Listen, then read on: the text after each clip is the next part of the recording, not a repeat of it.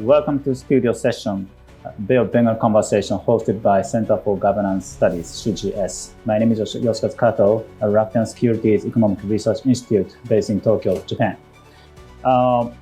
We are going to talk and discuss in search of stability, navigating geopolitical and economic tensions in Asia. This is a very big topic, and the year of 2024 is going to end very soon. And everybody knows that 2024 is the year of election. We saw a lot of elections, in the United States, just finished, right? In the United States, France, India, and Taiwan as well, and Japan, the LDP lost majority, and a lot of issues, including here in Bangladesh. The political movement or revolution, just happened, and maybe transit to more democratic society. But anyway, a lot of political incident or movement phenomena are happening simultaneously in the world. So in this situation, I think, geopolitical economic tensions in Asia, this region, this topic is getting more important. So looking at, Korean Peninsula, the Taiwan Strait, India, China, and South China Sea, East China Sea, we can see a lot of tensions. Are they going to be escalated or de-escalated? I think this would, maybe probably undermine domestic politics in each country. But if you govern successfully in each country, it could be, a great contribution to regional stability. So beyond that, let me introduce two distinguished panelists. First, Professor Li-Ping Xia from China Foreign Affairs University. Welcome, Professor. And Mubashar Hasan. He's a post-doctoral research fellow from Oslo University, a very famous and rising star, in my opinion. So welcome. Thank you. So, just go freely. Actually, we discussed in advance, and, because facing this very complicated topic, first of all, or at the beginning, I want to ask you a very simple question. Is Asia we are located in Asia stable now from your perspective? And why stability matters for your country or for your region? So what do you think about that, Professor Xia? Okay, thank you. Thank you for the question. I think that's a very important question. Asia is the biggest continent in the world. Yeah, it's there are about 48 countries in Asia continent. So I think as to the stability, there are at least two levels. First is the national level, second is international level. As to the national level, so many countries, and each country is at the different level of their own development. So they face different difficulties in maintaining national domestic stability. For example, in some countries, the economy is developing slow, but the population is huge. So job creation is very important for those countries. As for China, it's the same. In this year, we have 1.17 million. 11.7 million college graduates this year. That means the government is under great pressure to provide job opportunities for these young people. As we know, the Spring Revolution in Arab countries has a very close connection with job opportunities. So this is in the national domestic level. As to the international level, we have issues left over from history, such as the issues you mentioned, the Taiwan and the South China Sea. So that needs countries and the parties concerned to deal with very carefully. And also we have terrorism and extreme nationalism. For example, Pakistan and China have very good relations. Many overseas Chinese are working in Pakistan, but now they are become targets of terrorist attacks. Yeah. So I think all these cause tensions. Makes Asia unstable. And the stability is very important for China. China is the biggest developing country in the world. And now we want a stable international environment, especially in our surrounding area. We want to be stable in Asia. So so that we can have a peaceful environment. We can concentrate on domestic development. Yeah. Thank you so much. About what do you think about that? The floor is yours. Yeah. So I think the region is visibly stable. There is no big war or conflict going on. But at the same time, the place we are sitting, which is Dhaka, the capital city of Bangladesh, it was quote unquote stable until July and August, which we saw a huge, big uprising against the prime minister, who actually sold that Bangladesh's stability matters over democracy. And if we take a cue from that, as Professor mentioned, there is a lot of economic inequality and economic opportunities are skewed at the moment in the region. And it is not devoid of political order. So if you look into Bangladesh, if you look into Thailand, if you look into Sri Lanka, I mean, it just moved into an elected system. But there are a lot of grievances, and Asia is not a region that is that we can call a democratic region. And people may feel differently. We got Cambodia, we got Laos, and those countries are pretty authoritarian. So these are stable on the ground, and elites are making more money, and incredible corruption are going on. So that means that economic opportunities are few for the people that are on the ground, which we saw that people kind of revolted in Bangladesh, and that happened in Sri Lanka. So I think it is a complicated region. It is stable, and it is also unstable in the sense that it is not an equal. It is not a region where equal opportunity exists for everyone, and the reason is there is a lot more government control and a lot more authoritarian government in the region than other region, probably apart from Middle East. So that is a source of instability. But we also saw governments which are authoritarian, but also kind of goes after corruption, right? And then it keeps the region, it keeps that country stable.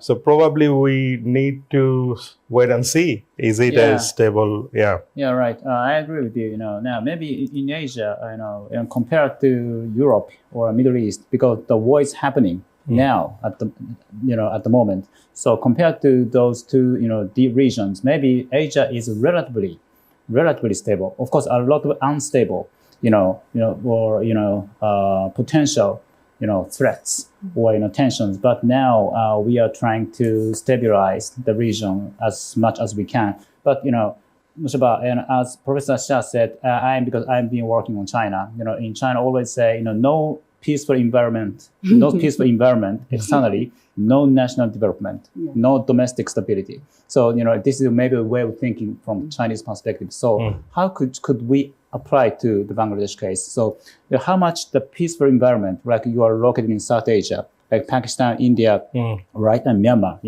how this environment, external environment, is relevant to your national development or stability of domestic politics or economic development.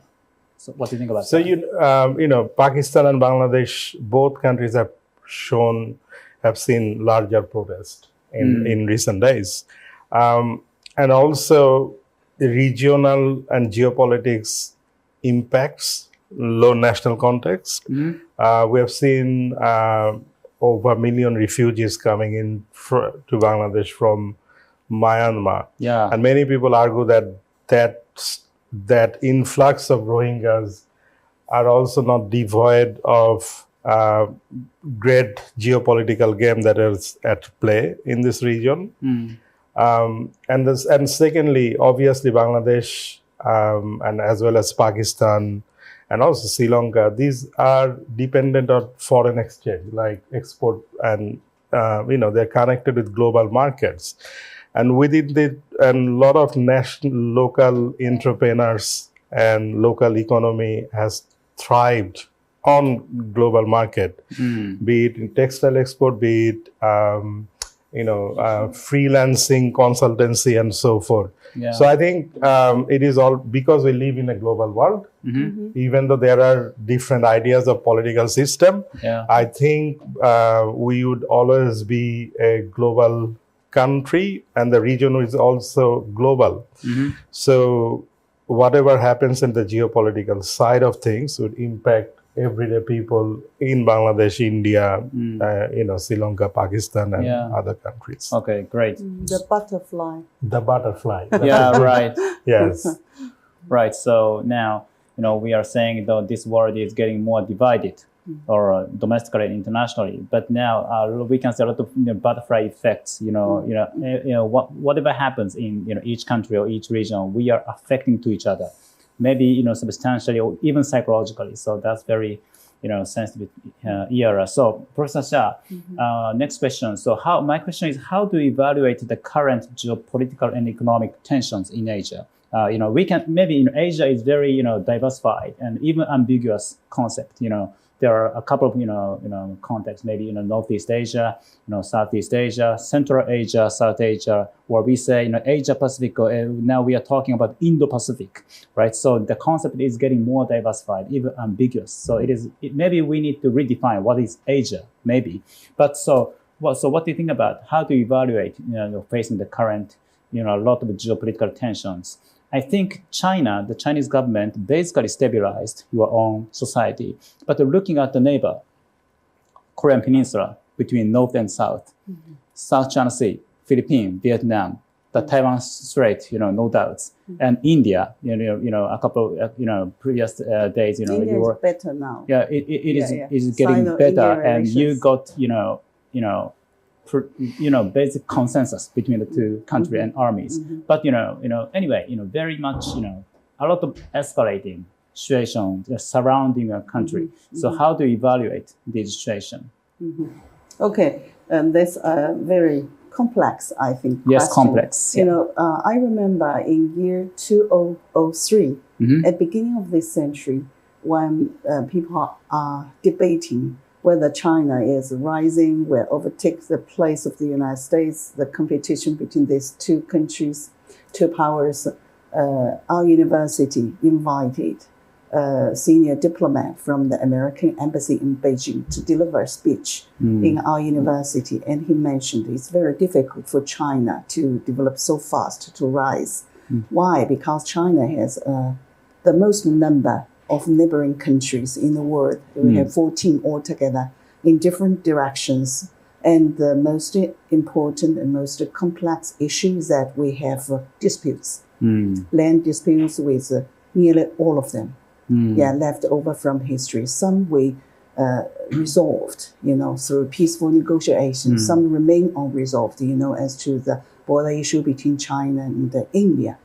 I think although we have the hot issues that may become the source of instability, that needs diplomats, politicians to deal with. We have different opinions or diverses. We should seek common ground while resolving differences, resolve difficult issues through dialogue and negotiation. I think that's the important issue for keeping stability.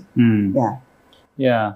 So, Mubashar, Bangladesh, in my opinion, Bangladesh is relatively independent country. You have your own strategy.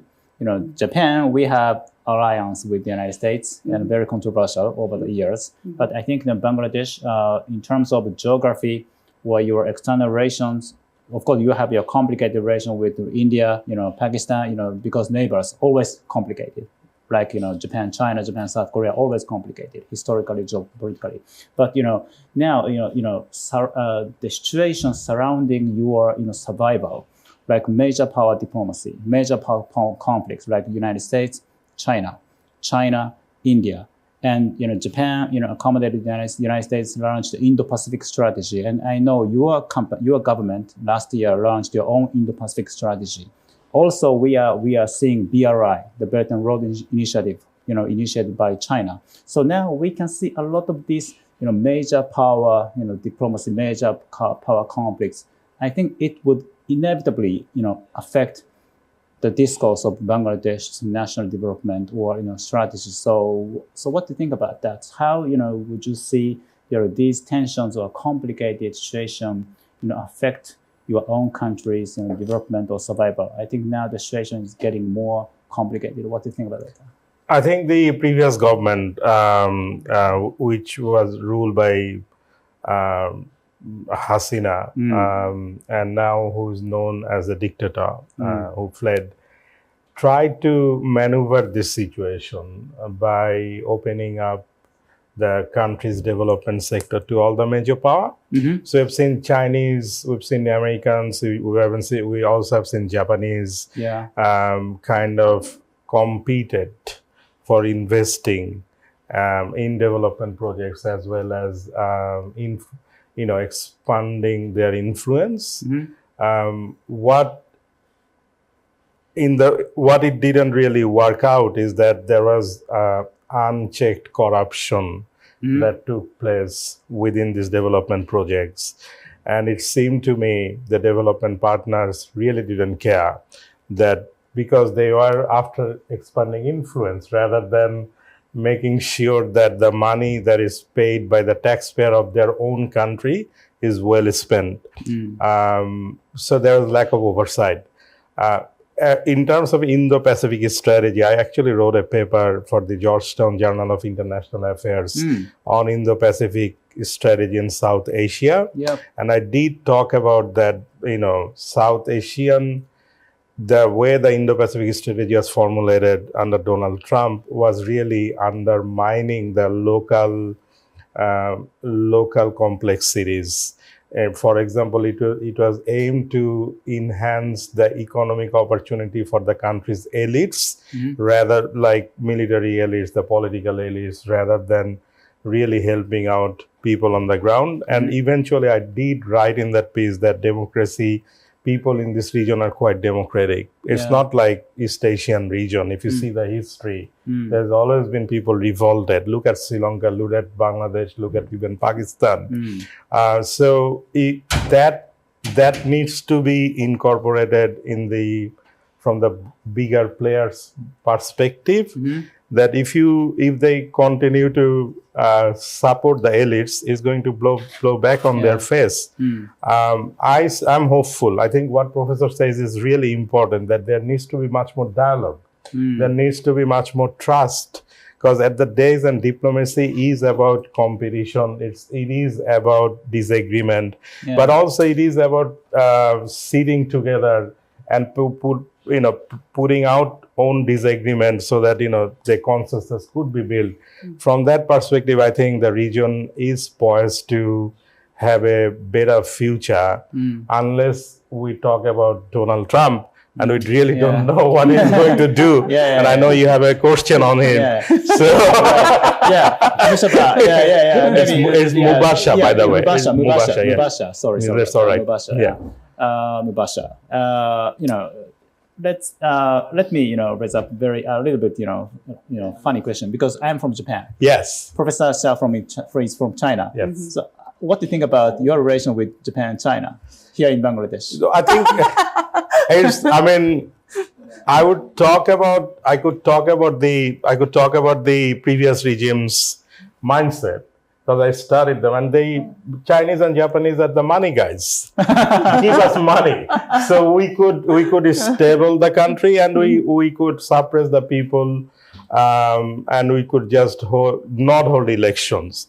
So I think from as a moving forward, it is important for the donors as well to make sure that you make that the money is spent here in an accountable way. But I also think both countries have been great friends to Bangladesh so far. I mean, if you look around the country, there are so many big projects are built with the finance provided by Japan and China and Asian Development, World Bank and others.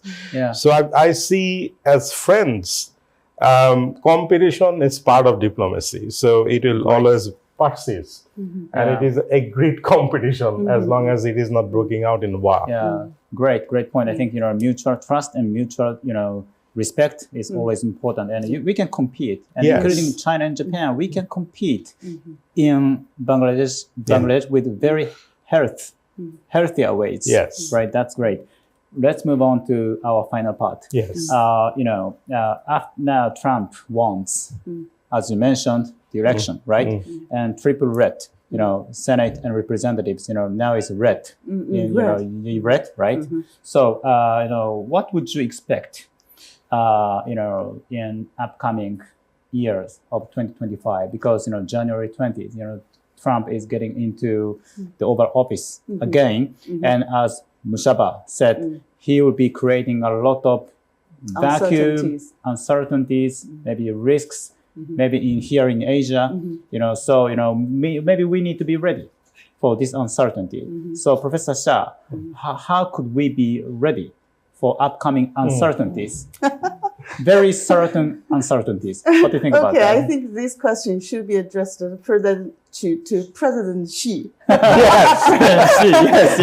My consideration does not matter. But your personal perspective. Okay, no problem. I think with Trump's second term is going to begin. I think all the world, this Bay of Bengal conversation last year, I remember it's in October. But this year, delayed to November. I think the main consideration for the timing is because we are waiting for the results of the American election, because it's the only superpower in the world who became the president of the United States really does matter for all the world, not only for China, but also for Japan. And also for Bangladesh. So anyway, Trump will bring more uncertainties, and it's unpredictable.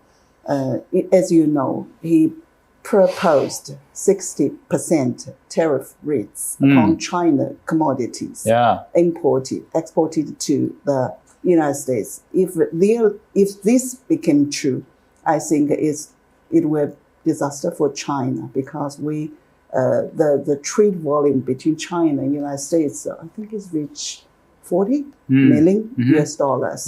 So that were not only an issue in bilateral relations between China and the United States, but also will influence the whole supply chain and the economy, not only Asia, but also in the world. So I think that we can see, and we can do, on the Chinese side. We are prepared to have a dialogue, to negotiate with the United States. And after I came to Bangladesh, arrived here, I had some conversations with my friends who are doing business here, and they all worried about. They say maybe in the future, more and more Chinese enterprises have to move out of China, to relocate because of the possible tariff rates upon China commodities. I think this will change the whole landscape of the economic development in this area. So they need to rearrange their supply chain, to hedge the risk. That's very important. Great pressure on Chinese economy. So, Mubashar, what do you think about that? Same question. I think it's also obviously, Trump would be persisting an American first policy, which means there is likelihood that there will be more and more tariff on Chinese products, which means probably it is also a good thing for countries like Bangladesh that many Chinese companies, there is likelihood that they would use other countries as a as a source Yeah. source of supply.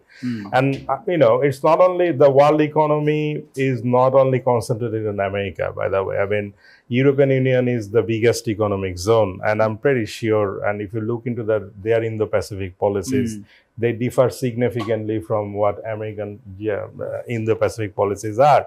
And I think governments in European Union and other places are already thinking how to cope with this, America's dream boy who is in power, and then how to deal with his policies that may disrupt, because disruption is one of his key political characteristic. Yeah. So I think governments in other places and also the businessmen in other places already are thinking how to re-strategize that disruption. And one way to think is that it is also an opportunity for countries like Bangladesh and Vietnam and other countries where also Chinese businessmen could invest there, and then they would use these countries as a source to export products. So I don't see all bad.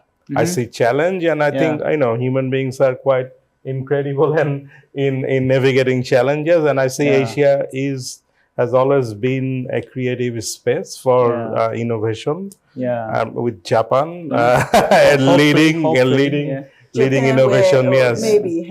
maybe Japan, have to pay more for the military bases. Maybe. Right. Yeah, and the pressure of the United States. Right. Which is controversial in Japan. I know. Very controversial. Yes. Yeah. And I agree, much about what you said, from Chinese context, opportunities and challenges are always coexisted. Yes. Right. We need to see two sides of one coin, right? Sure. And just one thing, because during my stay, now I'm here in Dhaka, and during my stay in Dhaka just for 3 days, but I walked around the venue, and I walked into Dhaka University, and I saw a couple of buildings, and I saw very how to say, not provoking, but very surprising words like Bangladesh first, Bangladesh 2.0. Yes. These words are something like Trump. America first, Trump 2.0. So from the third party, I could see some, not saying similarity, but those sceneries reminds me, of, now the world is getting more connected. So how do you interpret these, Bangladesh first? Maybe those were written by the students. Right? So what do you think about that? So I think the context is a bit, as you mentioned, and as you rightly mentioned, it is a bit different than the Trump Bangladesh first. And I would imagine the Bangladesh first wall arts you have seen in Dhaka University is referring to the critique of Indian influence on Sheikh Hasina's government. So they associated the authoritarian regime with the support of Indian government, and I think the young generation are growing really discontent on this. So that is the context, and obviously there is a new redefined nationalism we're seeing in Bangladesh after the July and August uprising. That would put probably and for sure freedom and democracy at the front. I mean, this is an incredible time we are sitting, because we haven't seen hundreds and thousands of young Bangladeshis supported by everyday people taking the streets for freedom. It is unheard of, and we haven't seen it in a long time.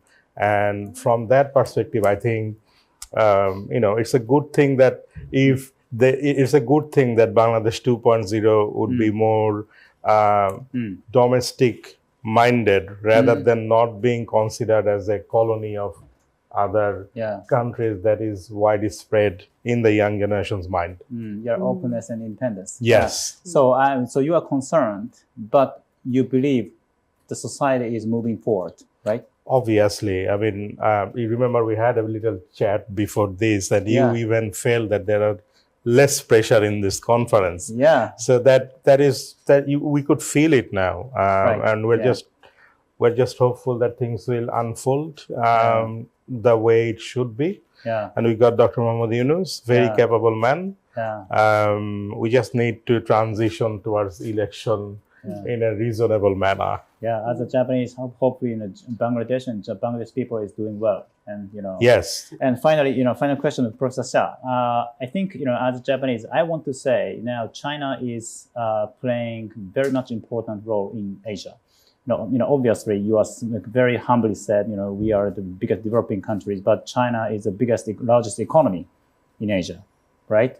For the GDP basis. So, I think China's responsibility or China's role, here in Asia, diplomatically or, economically, that is getting more important. So, what is China going to do and contribution to the stability and prosperity in this Asia? So, final point. Okay. I think China can share our experiences of development. I was born in the 1970s when China at that time was very poor before the reform and opening up. And since China began reform and opening up at the end of the 1970s, its economy developed faster, and all the Chinese people benefited from this reform. I think we can share our experiences with other countries. I talked with my friends who have been in Bangladesh for nearly 2 decades here. And he said he's witnessed the quick development of Bangladesh. Yeah. And I think that's very promising for Bangladesh to develop, to become a economically strong and a nation. I think this is first. And the second, through cooperation, we can provide more opportunities for other countries to develop together. For example, we have the Belt Road Initiative, and many Chinese enterprises go abroad and to engage in the projects. That projects not only for the good of China, but also for the good of local people. For example, we build dams, we build bridges and highways. That's a strong point of Chinese companies. And I've been visiting the African countries, and the roads made them. I also visited Indonesia. We have been on the Bandung, Jakarta, Bandung high-speed railway. It connected the 2 cities and reduced the time. I think it now is about half an hour from Jakarta to Bandung. But before the railway opened, it about 3 hours. So in China, we see, when we are at the beginning of reform and opening up, we say that we should build road, and if you want to get rich, you should build the road first. You should plant more trees and have less kids. Yes. So, great. And I think great conversation, and I learned a lot. And I really recognize, I think sharing is very important. Sharing our experience, sharing our challenges, sharing our difficulties, and sharing our feelings, even emotions.